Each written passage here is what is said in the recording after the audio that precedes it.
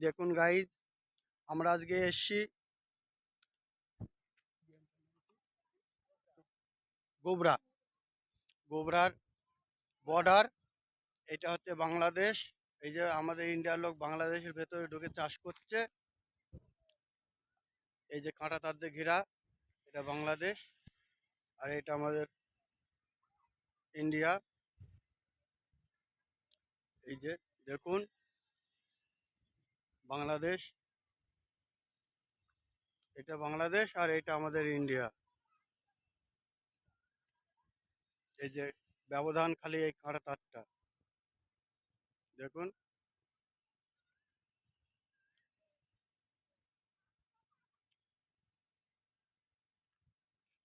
দেখুন বিএসএফ সব কাজ করছে।